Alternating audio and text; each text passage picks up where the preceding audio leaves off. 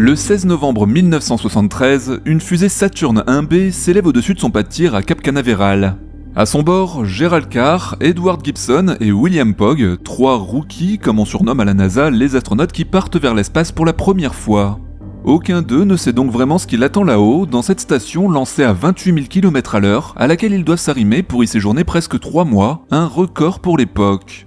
Bon, bien sûr, ils se sont entraînés dur, Gerald Carr et William Pogge devaient à l'origine former l'équipage du module lunaire d'Apollo 19, mais la Lune s'est envolée pour eux le jour où la NASA a décidé d'achever le programme sur Apollo 17, faute de budget. Pourtant, rien ne les avait préparés à ce qui les attend lorsque l'écoutille de leur module de commande s'est enfin ouverte pour leur révéler le volume immense de la station Skylab. Ici, 3 silhouettes humaines se trouvent déjà à bord, installées au poste qu'ils s'apprêtaient à occuper eux-mêmes, et sur les combinaisons de ces 3 spectres sont cousus leur propre logo de mission, ainsi que leurs 3 noms, comme autant de doubles d'eux-mêmes. 2 mois après leur retour sur Terre, le directeur de la CIA, William Colby, reçoit un mémo signalant que les hommes de Skylab 4 étaient allés à l'encontre d'ordres explicites et avaient réalisé depuis l'espace des clichés de la base aérienne militaire de Groom Lake dans le Nevada, plus connue sous le nom de Zone 51. Salut les terriens! Voilà donc l'étrange surprise qui attendait l'équipage de Skylab 4 à son arrivée à bord de la toute première station orbitale américaine. Les semaines qui suivent marqueront l'histoire de la conquête spatiale d'une façon bien particulière, mutinerie, espionnage de la zone 51, face à face avec une comète. Aujourd'hui, je vous raconte l'incroyable épopée de Skylab 4, une mission qui reste encore un demi-siècle plus tard, entourée de bien des légendes.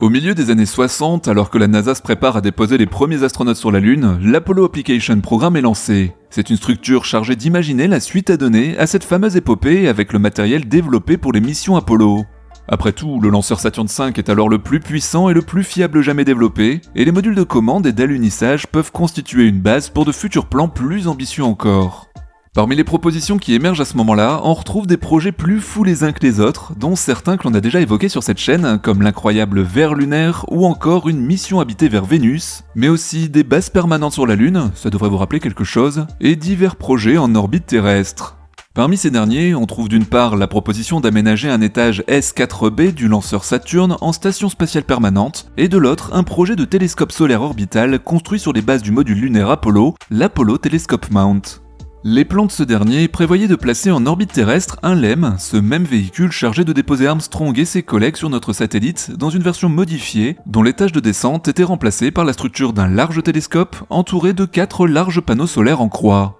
Les astronautes chargés d'opérer le télescope devaient alors venir s'amarrer à la cabine du LEM, ce qui sur la Lune correspondait à l'étage de remontée et qui abritait ici les systèmes de contrôle du télescope pour y séjourner quelques jours, le temps d'effectuer leurs observations avant de retourner sur Terre. En bref, c'était un ancêtre double dédié à l'observation du Soleil, à cette différence qu'il devait être opéré non pas à distance, mais par des astronautes embarqués pour de courtes missions.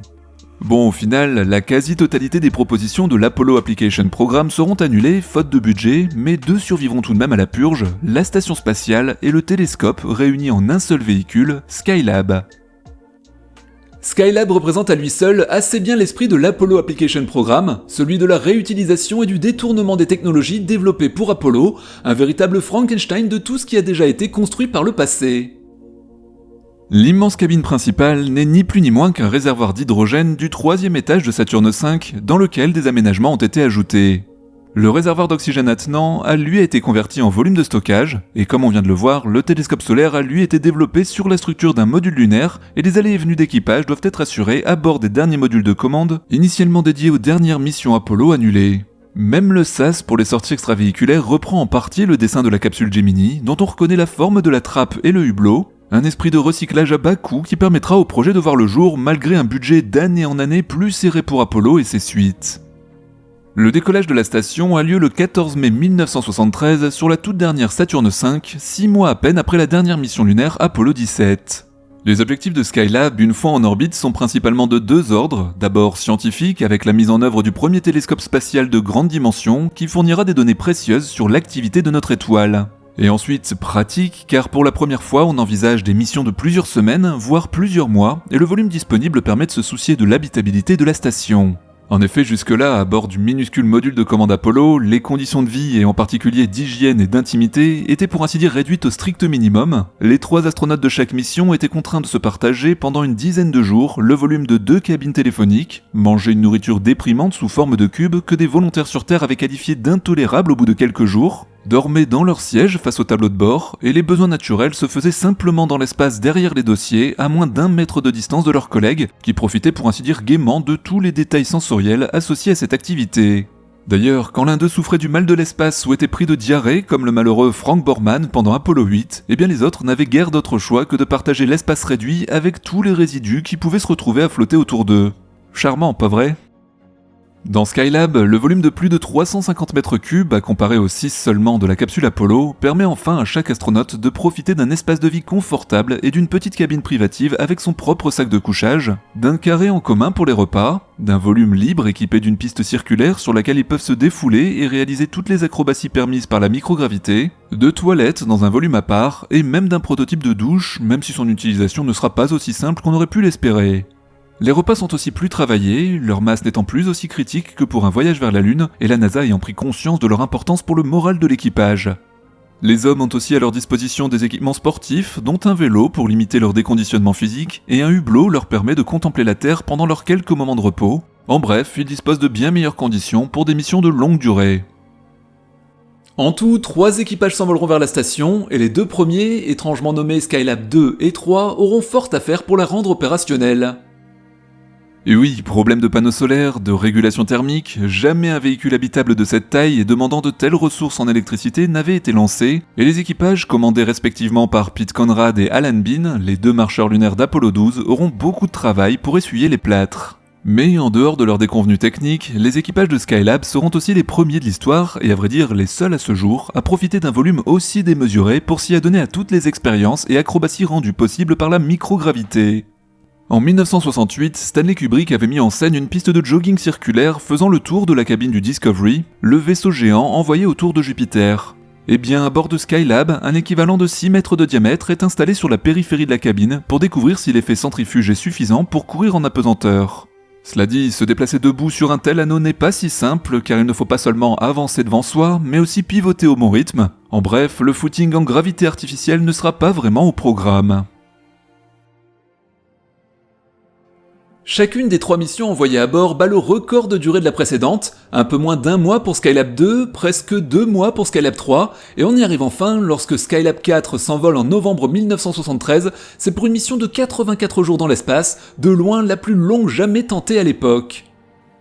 Lorsque Gerald Carr, Edward Gibson et William Pogg ouvrent enfin la trappe du module d'amarrage pour prendre possession de ce qui sera leur foyer pendant presque 3 mois, ils ont l'étrange surprise de se retrouver nez à nez avec 3 doubles habillés comme eux, portant les mêmes écussons de mission et même leur nom sur leur combinaison. Mais la supercherie ne tient pas longtemps, ce ne sont que des mannequins rembourrés laissés là par les derniers occupants pour la plaisanterie. Bon, ils font quand même leur petit effet car le nouvel équipage croulant sous le travail ne prend alors pas le temps de les démonter, et ils resteront dans un coin de la cabine encore plusieurs semaines, causant de temps à autre quelques sursauts lorsqu'un astronaute se sentant observé surprendra les silhouettes du coin de l'œil.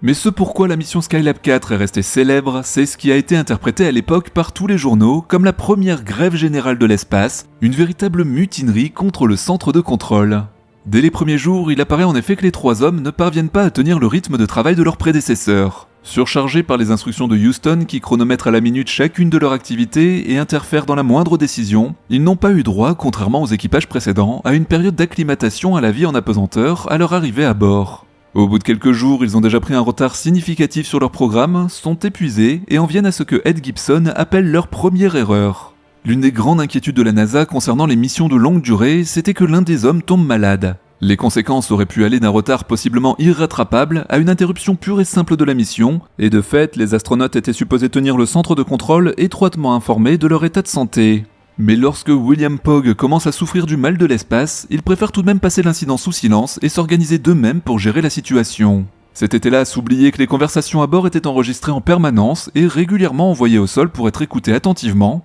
Aussi, dès le lendemain, c'est la voix du chef du bureau des astronautes, Alan Shepard, qui retentit dans les haut-parleurs pour leur passer un savon, les accusant d'avoir commis là une grave erreur de jugement. Mais comme à la NASA, toute conversation avec les astronautes est publique et écoutée par les journalistes à l'affût d'une nouvelle sensationnelle, le sermon est évidemment affiché aussitôt à la face du monde. Dès lors, les relations entre les trois hommes et le centre de contrôle ne font qu'empirer de jour en jour, la confiance entre eux s'érodant dangereusement. Au bout de 6 semaines, et alors que la moitié de leur temps de mission s'est écoulé, ils font cette fois involontairement leur deuxième erreur. Dans les années 70, les systèmes de communication pour les équipages dans l'espace n'étaient pas aussi élaborés qu'aujourd'hui, et les conversations avec le sol ne pouvaient avoir lieu que brièvement sur des plages d'une dizaine de minutes seulement lorsque la station survolait l'une des antennes capables de transmettre leurs signaux, généralement une fois par orbite. Les échanges avec Houston étaient donc programmés selon des horaires précis pour coller à ces survols. Mais pour faire face à leur charge de travail excessive, les 3 hommes de Skylab, qui alignent des journées de 16 heures non-stop, ont décidé depuis quelque temps que seul l'un d'entre eux se chargerait de ces échanges avec les Capcom au sol, pendant que les 2 autres continueraient à avancer sur leurs tâches respectives. Et oui, même 10 minutes de perdu sont à ce moment-là 10 minutes de trop. C'est ainsi que le matin du 25 décembre, chacun des 3 hommes, plongé dans ses propres occupations, a supposé qu'un autre était en charge de l'échange avec le centre de contrôle, et personne n'a allumé la radio pour répondre à Houston, laissant donc le silence se prolonger de 90 minutes supplémentaires, le temps de survoler à nouveau une antenne pour reprendre le contact. Au sol, on interprète ce silence comme une manifestation de mécontentement délibéré, ce que les journalistes présents au centre de contrôle ne tarderont pas à faire mousser comme la première grève de l'espace. Comme le raconte Ed Gibson, les médias ont créé ce mythe de toutes pièces en nous supposant en train de flotter tranquillement et de profiter de notre journée, mais qu'allions-nous faire, menacer de partir vivre sur la Lune ? Les choses ne s'arrangent hélas pas pour les apparences quand le Capcom Richard Trulli finit la conversation par une plaisanterie grinçante « Et si vous voulez, demain prenez votre journée ». En réalité, ils faisaient référence à leur jour de repos programmé de longue date, et le lendemain, aucun des 3 astronautes ne prêtera attention à la radio, profitant enfin de leur premier jour de repos depuis trop longtemps. Sur Terre, les journalistes qui n'ont pas vérifié le planning en concluent alors que cette fois, on a bel et bien affaire à une mutinerie de grande ampleur. Bon, grève ou pas grève, les tensions entre l'équipage et Houston sont elles bien réelles et de plus en plus graves, ce qui conduit la NASA à programmer pour le 30 décembre 1973 la première séance de médiation spatiale entre les 2 camps. Depuis le départ, les 3 hommes souffrent de ce qu'ils qualifient de micromanagement, la tendance des contrôleurs au sol à garder la main mise sur le moindre détail de leur planning, transmettant par téléx chaque matin des listes de travaux qui, une fois imprimées, atteignent 1 à 2 mètres de long, au point que la seule réorganisation de leur journée leur fait perdre une partie du temps alloué à ces tâches. Ce jour-là, les gestionnaires de la mission proposent enfin de revoir ce fonctionnement intenable, le mode de relation avec les contrôleurs, ainsi que l'organisation générale du programme. Il prévoit en outre du temps de décompression pour l'équipage, qui se voit enfin permis de prendre un moment de temps à autre pour admirer la Terre par le hublot et discuter régulièrement avec leur famille. Ed raconte qu'il a fini par connaître les contours des traits de côte comme ceux au creux de sa main, réalisant enfin à quel point il était chanceux de vivre ces instants. Et un jour où il discutait par téléphone avec sa fille de 5 ans, il se souvient lui avoir longuement parlé des paysages qu'il contemplait et de la météo des lieux qu'il survolait, quand elle a simplement répondu « Papa, est-ce que quand tu reviendras on pourra aller au bowling ?» L'astronaute a alors conclu « Ça m'a ramené les pieds sur Terre et ça m'a fait réaliser à quel point on vivait dans un monde différent là-haut. » Suite à cette réorganisation, les relations avec le sol s'apaisent et l'efficacité au travail des 3 hommes remonte en flèche au point de dépasser finalement celle de leur prédécesseur, l'équipage d'Alan Bean, pourtant surnommé l'équipe 150% à cause de leur tendance à abattre encore plus de boulot que demandé. Quant à la légende de la grève, selon Ed, ce n'est pas vraiment marrant de s'entraîner dur à faire du bon boulot et d'avoir cette histoire qui vous suit à tout jamais. À chaque fois qu'on me parle du vol, c'est à propos de la grève. Je suis sûr que le jour où j'irai au paradis, Dieu me demandera ce qui s'est passé avec cette radio. Du côté de la NASA, cet incident aura de grandes répercussions sur l'organisation des missions à venir. À l'époque, on envisage encore un retour sur la Lune, voire des missions pour Mars qui s'annoncent bien plus longues que les 3 mois de Skylab. Or, jusque-là, les missions spatiales étaient des sprints de quelques jours que les équipages finissaient sur les rotules, mais pour du long terme, il commence à apparaître qu'il faut s'y prendre autrement. On en tirera donc les leçons à la fois sur la communication avec les équipages, la gestion des plannings et du stress sur la durée, et même la sélection des astronautes. Mais heureusement, Skylab ne se distinguera pas seulement pour la légende de sa mutinerie, mais aussi pour la quantité et la qualité de ses résultats scientifiques. La quantité de données scientifiques rapportées par l'équipage en 3 mois est tout simplement énorme. Sur l'observation du Soleil, ce sera plus de 75 000 clichés réalisés en rayons X, ultraviolet et lumière visible, qui ont permis d'en apprendre plus qu'aucun autre observatoire avant ça. Fin janvier 1974, Gibson est ainsi le premier à filmer une éruption solaire dès sa formation, et sur ce cliché qu'il a rapporté, les dimensions de la protubérance sont supérieures à la distance entre la Terre et la Lune. L'équipage pointe aussi son télescope et ses appareils photo vers la comète Kohoutek alors qu'elle se trouve à son périgée et qu'elle est l'un des objets les plus brillants du ciel. Le 30 décembre, Gerald Carr et Ed Gibson ont la chance aussi de pouvoir la contempler à l'œil nu alors qu'ils réalisent une sortie extravéhiculaire, et ce cliché de la comète en ultraviolet a été pris à la main. Un face-à-face qui restera à jamais gravé dans leur mémoire. Et enfin, une partie du travail d'observation concernait l'observation de la Terre en dessous d'eux, mais c'est là qu'une nouvelle polémique s'est réveillée. Lorsqu'ils embarquent pour leur mission, la CIA n'a imposé qu'une seule limite à leurs activités d'observation de la Terre. Ils ont l'interdiction formelle de photographier la base militaire de Groom Lake, autrement dit la célèbre base 51.